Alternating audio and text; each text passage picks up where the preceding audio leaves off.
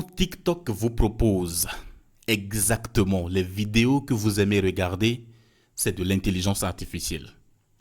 Quand votre téléphone reconnaît automatiquement votre visage pour se déverrouiller, c'est de l'intelligence artificielle. Quand Google Maps vous montre le chemin le plus rapide en évitant les embouteillages, c'est de l'intelligence artificielle. Quand Facebook ou Instagram vous suggèrent des amis ou des comptes à suivre, c'est de l'intelligence artificielle. Quand YouTube vous recommande une prochaine vidéo qui vous intéresse, c'est de l'intelligence artificielle.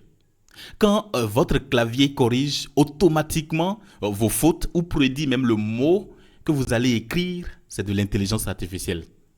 Quand Spotify ou Boomplay vous propose une playlist adaptée à vos goûts, c'est de l'intelligence artificielle. Quand ChatGPT répond à vos questions ou rédige un test pour vous, c'est de l'intelligence artificielle. Quand une caméra de surveillance détecte automatiquement un mouvement suspect ou reconnaît même un visage, c'est de l'intelligence artificielle. Quand votre boîte mail classe automatiquement les spams, les messages indésirables ou les messages importants, c'est de l'intelligence artificielle. Quand Jumia, Amazon ou TikTok Shop vous recommandent des produits faits pour vous, spécifiquement pour vous, c'est de l'intelligence artificielle. Quand Google Traduction traduit automatiquement une langue à une autre, c'est de l'intelligence artificielle. Quand Siri, Google Assistant, Alexa comprend votre voix, reconnaît votre voix et vous répond, c'est de l'intelligence artificielle. Quand Canva vous propose automatiquement des designs, des couleurs ou des mises en page, c'est de l'intelligence artificielle. Quand votre banque détecte une opération inhabituelle sur votre compte et vous alerte, c'est de l'intelligence artificielle.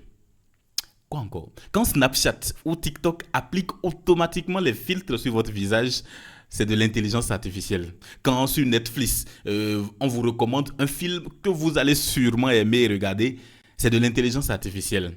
Quand un site e-commerce répond instantanément avec un chatbot, c'est de l'intelligence artificielle. Quand votre téléphone améliore automatiquement la qualité d'une photo quand vous la prenez, c'est de l'intelligence artificielle. Quand une publicité semble lire dans vos pensées comme si c'était fait exactement pour vous après vos recherches sur Internet, c'est souvent grâce à l'intelligence artificielle.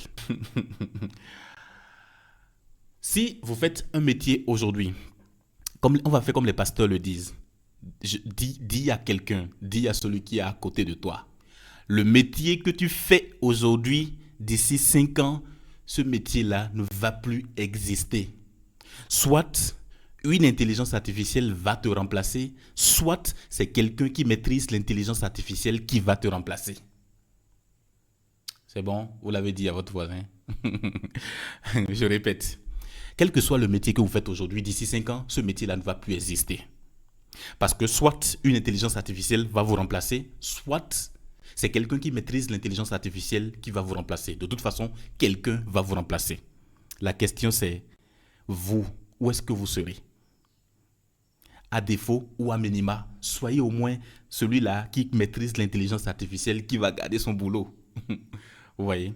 Et si vous ne faites encore rien, si vous êtes chômeur, si vous êtes chômeur professionnel, hein, si vous êtes étudiant à la recherche de quoi, je ne sais pas quoi, si vous pataugez encore, vous vous perdez encore dans nos formations classiques et tout, c'est bien tout ça, mais si vous ne revenez pas à une compétence digitale, à une compétence liée à l'intelligence artificielle, vous allez disparaître également. On est à un grand carrefour, à un grand tournant, à une révolution spectaculaire. Et ça fait la deuxième révolution dans l'histoire. Sauf que celle-ci est même beaucoup plus grande, plus dévastatrice que la première révolution.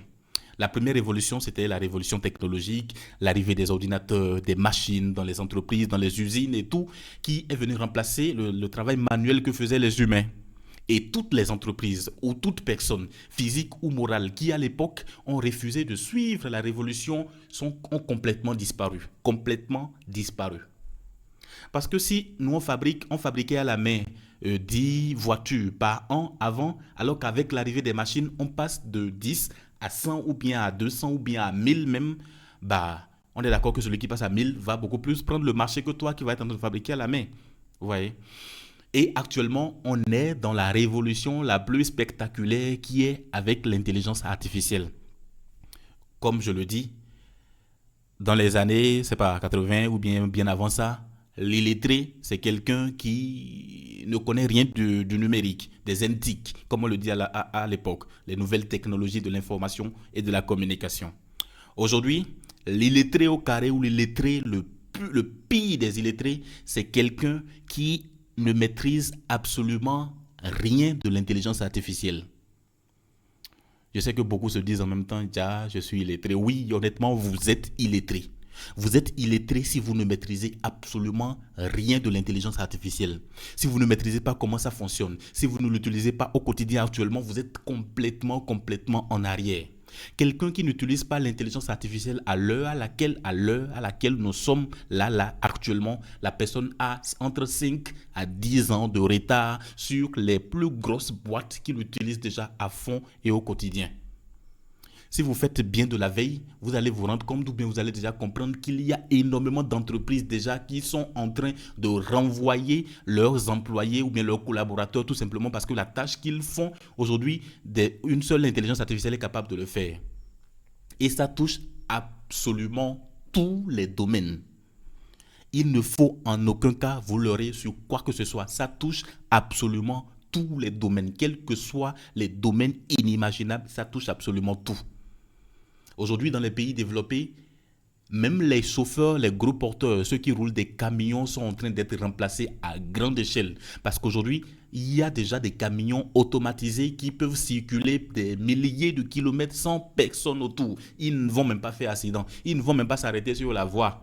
Et ça arrange les entreprises. Parce qu'un chauffeur normal, il a ses heures de repos, il a ses heures de il peut tomber malade, il ne peut pas rouler la nuit, il doit dormir. Alors que l'IA, quelle que soit l'heure, il va être en train de rouler. Donc si je dois mettre un jour pour aller d'un point A à un point B, aujourd'hui, je le fais en 6 heures ou en 12 heures. Mais c'est de gain.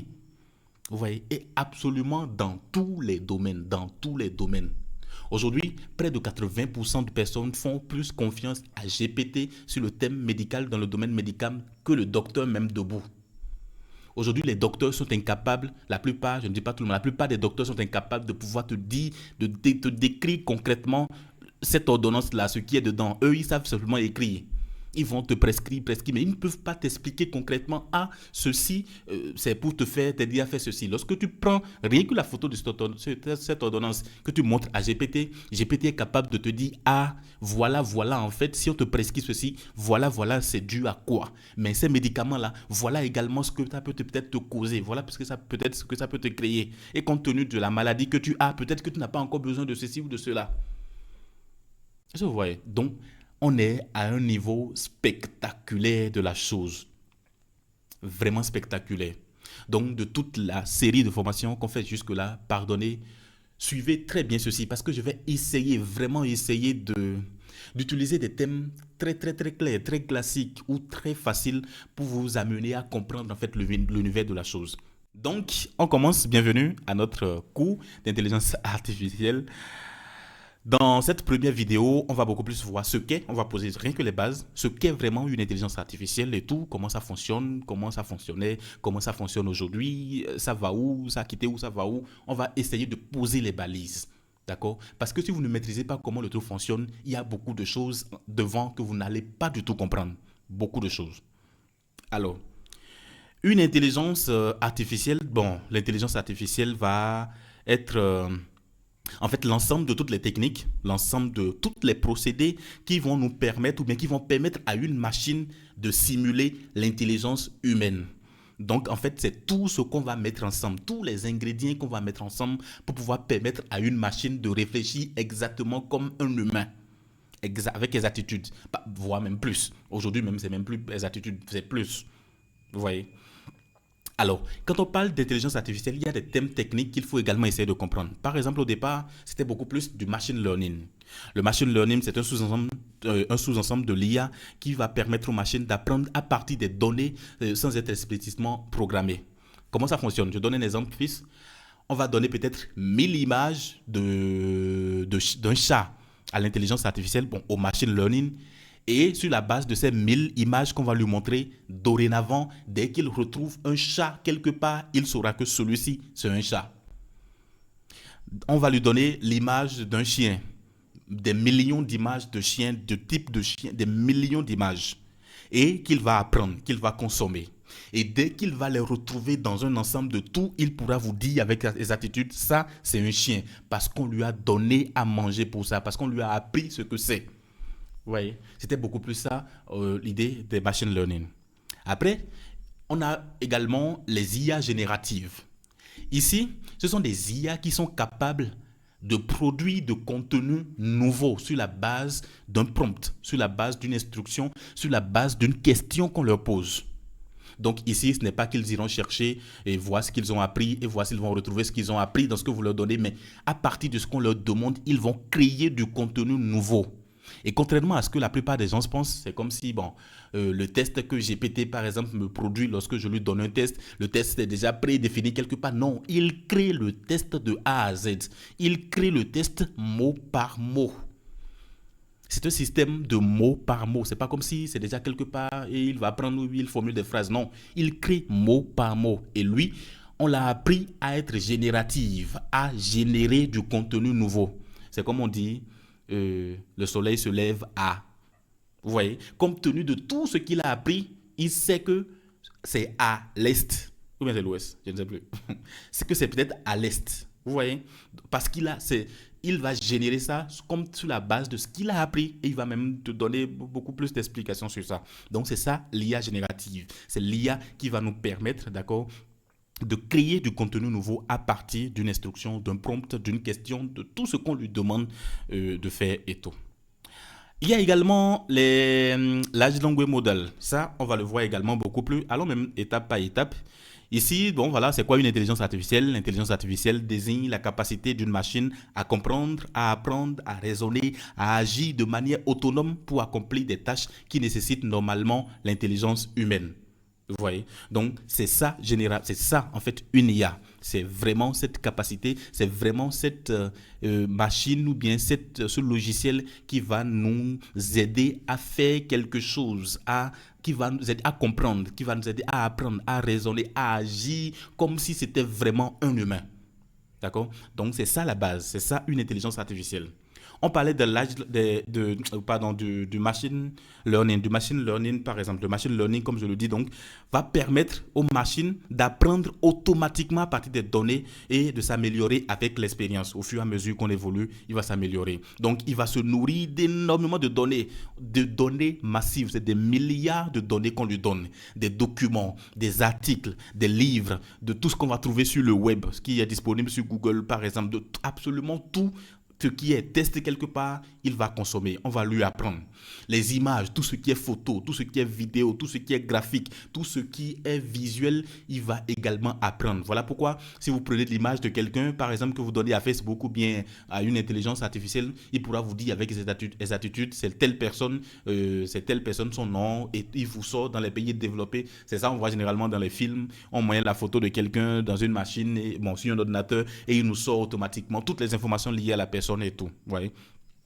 On va lui faire nourrir, lui donner également tout ce qui est son, audio, musique, voix, absolument tout. Voilà pourquoi aujourd'hui, l'IA va être capable de pouvoir cloner votre voix, de pouvoir répéter ou bien prendre la voix d'une personnalité par exemple et l'utiliser dans une vidéo à votre guise comme vous le voulez. Ouais. Donc, on va lui donner tout l'ensemble de ça. Il va se nourrir de tout ça. Et c'est sur la base de ça qu'il va maintenant prédire avec des patterns, prédire des actions spécifiques qu'on lui demande de faire et tout. Donc, c'est grâce au machine learning que quand vous finissez de suivre un film Netflix, il vous propose automatiquement un autre film. Et vous allez vous devoir aimer parce qu'il va voir peut-être que sur la base des 2 ou bien de 3 films que vous avez déjà regardés, vous aimez ces genres de films. Donc, il vous propose ça. C'est la raison pour laquelle les fils d'actualité Netflix de telle personne A ne va pas être les mêmes que pour telle personne B, alors que c'est toujours sur Netflix qu'ils sont. Mais c'est compte tenu de la consommation. C'est même Netflix, c'est déjà trop loin même. TikTok, simple. Vous voyez, quand vous prenez TikTok, même si vous avez 1000 amis et que c'est les mêmes amis que vous avez, ça ne veut pas dire que vous aurez les mêmes fils d'actualité. Chacun va tomber sur des vidéos qu'il aime regarder. Comment il le sait? C'est une intelligence artificielle qui est derrière. C'est le machine learning qui va pouvoir analyser tout ça et vous le proposer. Vous voyez? Donc, voilà comment fonctionne machine learning. L'IA générative, c'est comme on vient de l'expliquer, c'est vraiment cette IA-là qui va nous aider sur la base des instructions qu'on lui donne, nous aider à générer du test nouveau. D'accord? Et aujourd'hui, il y a énormément d'outils d'IA générative. Énormément d'outils d'IA générative. Pratiquement chaque jour, les gars en créent. Chaque jour, on en crée. Chaque jour, on en crée. Chaque jour, on en crée. Voilà pourquoi je dis que cette révolution, c'est-à-dire, elle est longue, elle est transformatrice, elle ne s'arrête pas en fait. On ne sait même pas quelle va être sa limite. Quel va être vraiment le out, quel va être le degré. Parce que chaque jour, il y a du nouveau. Au départ, ça a commencé avec ChatGPT. C'est ChatGPT qui nous a tous mis dans la danse. D'accord? Après, il y a énormément aujourd'hui d'outils qui sont hyper plus puissants que GPT. Même Claude qui est venu après, le Claude est déjà hyper puissant que GPT aujourd'hui. On utilise beaucoup plus Claude aujourd'hui, par exemple, que GPT. Ainsi de suite. Ouais.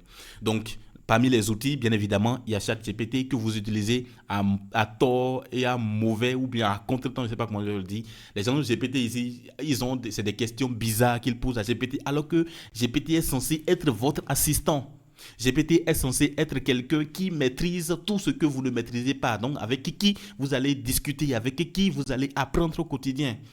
Mais on est là, on pose des questions bêtes à GPT. Donc, GPT, qui est l'assistant conversationnel intelligent pour écrire, résumer, expliquer, brainstormer, tout ce qu'on veut. Il y a Claude également, qui est une IA conversationnelle, mais ici beaucoup plus réfléchie, beaucoup plus avancée, beaucoup plus axée sur la clarté. Ici, c'est tellement net. Il ne se contente pas de te crier, de te générer du contenu nouveau, mais il réfléchit avec toi en te générant du contenu nouveau. Ouais. Après, il y a également Gemini qui est lié à Google aujourd'hui. Bon, Gemini de Google, comme on le dit. Donc, Gemini, par exemple, également, c'est un modèle de Google, voilà, qui pour des recherches, comprendre, générer du contenu également. Avant, quand tu vas sur Google pour faire une recherche, tu tapes ta recommandation ou bien ce que tu veux.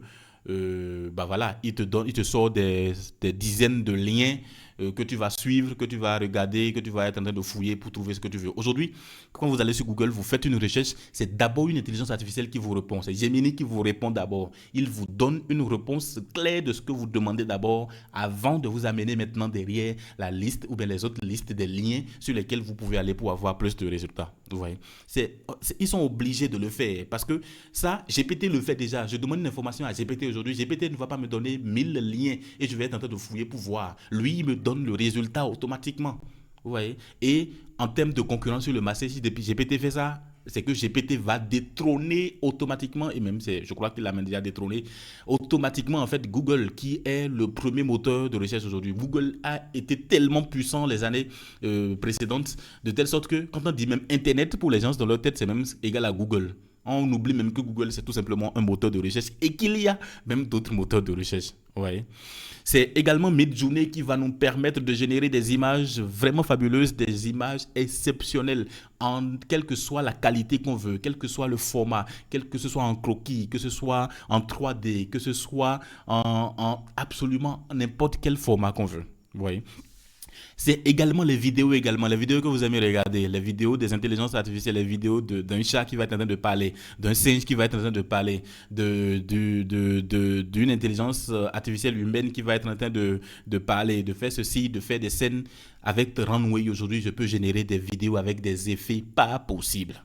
D'accord? Et avec Canva AI, par exemple, je vais générer énormément de design pour rivaliser les plus grands graphistes alors que je n'y connais absolument rien en graphisme. Il y a tellement d'IA, tellement d'outils aujourd'hui d'IA générative qui nous facilitent la tâche au quotidien, qui nous permettent de faire énormément de choses et de laisser les tâches répétitives, mais les tâches moins complexes à l'intelligence artificielle pour les faire. L'autre chose également qui est très intéressant de comprendre ici, c'est les LLM qu'on appelle Large Language Model, les modèles de langage. D'accord?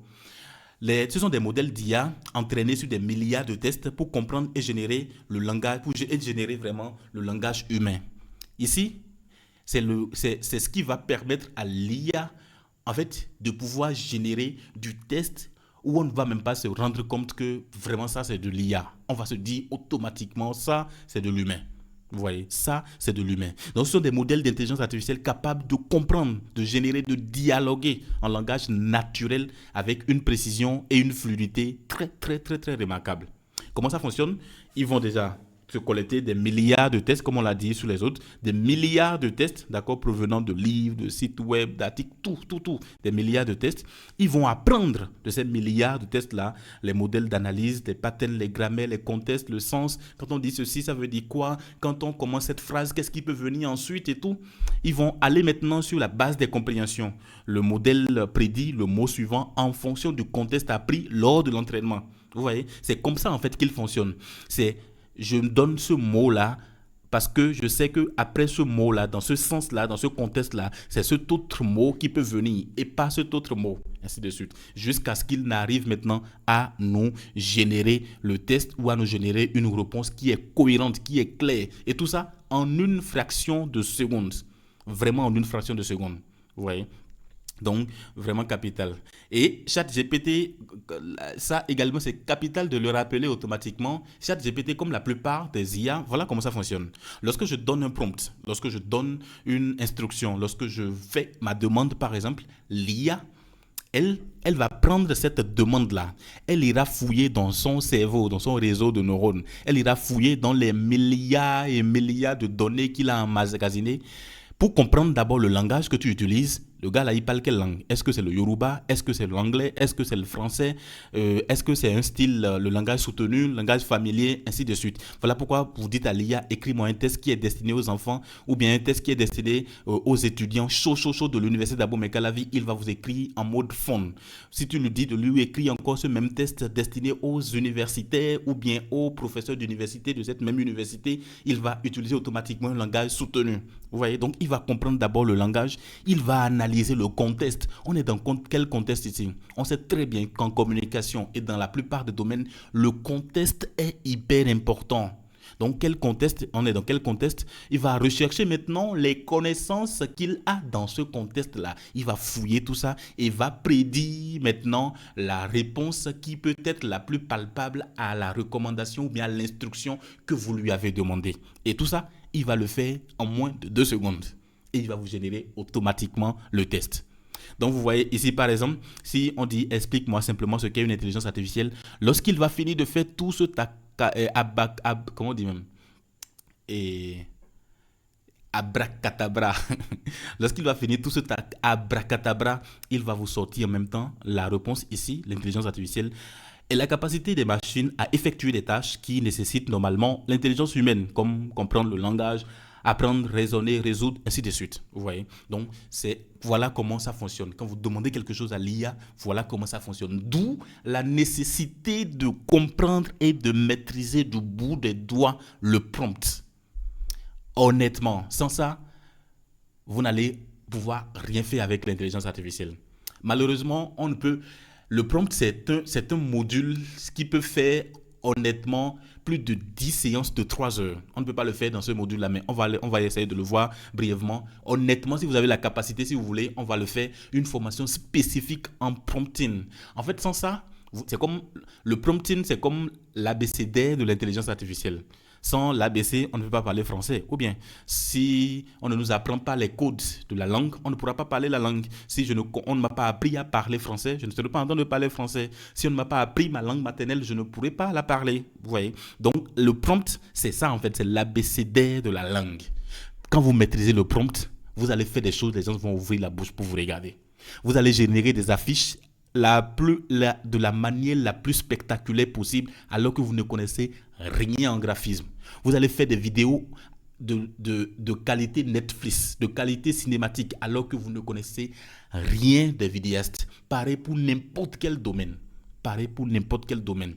Et c'est brièvement l'un des aspects, par exemple, du prompting qu'on dit là. Le langage, le contexte, voilà pourquoi à chaque fois qu'on veut discuter avec une IA, il y a exactement ce qu'il faut lui dire, qu'on va voir prochainement.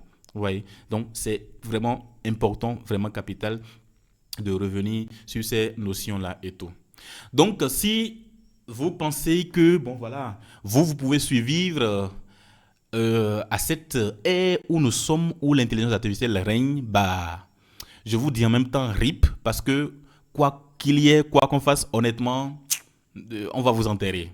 Vous voyez, honnêtement, on va vous enterrer. Désolé de te choc sur les mots, mais c'est tellement c'est capital, c'est important. C'est important et je ne trouve pas d'autre manière de vous faire prendre conscience de la chose. Ouais. Donc, si vous pensez que dans votre domaine aujourd'hui, vous ne pouvez pas utiliser, ou bien vous ne devez pas, ou bien vous n'avez pas envie d'utiliser l'intelligence artificielle, vous allez être en arrière. Donc, vous allez rester derrière pour regarder ceux qui avancent. Ouais. Aujourd'hui, l'IA vient corriger beaucoup de choses. Il y a déjà ce qu'on appelle le chronophage. Vous passez des heures, par exemple, à accomplir des tâches répétitives. Vous êtes là. En fait, ça, ils ont fait une étude, par exemple, sur les conséquences de la première révolution technologique sur les antiques. Et on s'est rendu compte que les gens souffrent des maladies plus tard, mais des maladies qui sont liées, par exemple, à leur travail, à ce qu'ils font. C'est là où on va se rendre compte que ceux qui font de la soudure, par exemple, vont finir tous par avoir des maux d'yeux. C'est là où on va se rendre compte que tous ceux qui font, par exemple, comment je vais dire, des tâches hyper répétitives, ils finissent par oublier. Prenez un exemple, par exemple, si vous avez une gousse d'argent et qu'il y a 1000 pièces de 10 francs dedans et 1000 pièces de 5 francs dedans et que vous devez vous concentrer pour assembler par lot de 10 les pièces de 5 francs, 5 francs, 5 francs, honnêtement, à un moment donné, ça va vous saouler. Je ne sais pas si vous vous imaginez en fait la grandeur de la chose. Ça va vous saouler parce que ça va nécessiter que vous soyez concentré. Ça va nécessiter que vous soyez en train de répéter une même tâche, de répéter une même tâche. Ça fatigue le cerveau. Donc, telle tâche qu'on faisait par exemple, vous nous donnez la maladie de l'Alzheimer, on va finir par oublier des choses. Donc, tout ça c'est lié. Aujourd'hui, l'IA vient remplacer ou bien vient nous aider dans ces tâches répétitives et nous permettre maintenant de nous concentrer sur la stratégie. Nous permettre maintenant de rêver grand. Nous permettre maintenant de faire des choses dont on n'a même pas l'intention d'imaginer, tout simplement parce qu'on est occupé à longueur de journée à faire des tâches répétitives. Ouais. Ça nous aide également à avoir des ressources. Avant, on a des ressources limitées. On va être en train d'utiliser des méthodes archaïques, des méthodes traditionnelles, et ben voilà, ça ne nous permet pas d'être productifs et capacitaires sur le long terme. Vous voyez, c'est difficile de produire à grande échelle. Ça, on avait énormément de problèmes. Et aujourd'hui, il vient vraiment, ou elle vient, si on veut, résoudre tous ces problèmes-là. Donc, fait gagner déjà du temps à cette heure-ci. Si tu avais l'habitude, si, comme je dis par exemple, si avant je gérais 5 pages et que maintenant je gère 10, 20, 25 et je suis à l'aise et tout, mais c'est pas simplement grâce à mon cerveau ou bien grâce, c'est pas que j'ai deux têtes et tout, c'est tout simplement parce que j'ai des assistants IA qui vont me permettre d'aller beaucoup plus vite et moi, je me concentre sur la stratégie, je me concentre, j'ai de l'énergie, j'ai du temps pour pouvoir mettre l'accent sur autre chose et tout. Vous voyez? Donc, je produis maintenant à grande échelle, je produis des choses de qualité maintenant, ainsi de suite. Vous voyez par exemple cette présentation que je vous fais. La présentation, comme vous pouvez le constater, surtout pour cette présentation liée à l'intelligence artificielle, je veux tout faire avec l'IA. Cette présentation par exemple est faite par une IA. Si c'est que je devrais concevoir étape par étape ces slides que je vous présente, donc c'est peut-être dans 3 mois comme ça qu'on va faire ce cours-là. Hein. Alors que j'ai généré, du moment où j'ai fini d'écrire ou bien de fini de peaufiner mon test, j'ai généré les slides en fraction de seconde. Ouais. Et voilà, ainsi de suite. Donc, bienvenue vraiment à cette ère, bienvenue dans ce nouveau monde de créateurs augmentés. Bienvenue vraiment à cette ère où, voilà, si vous ne suivez pas le train, honnêtement, vous allez être Homo sapiens, vous allez être... donner les autres noms des anciens qu'on nous a appris là, ainsi de suite, ainsi de suite. Donc merci, j'espère que cette première vidéo qui balise, cette première vidéo qui vient poser les bases, vous fait comprendre la réalité de la chose, vous montre un peu comment fonctionne la chose et tout. À partir des prochaines vidéos, on va commencer par rentrer dans le vif du sujet et voir, toucher du doigt comment est-ce que ça fonctionne, ainsi de suite. Merci.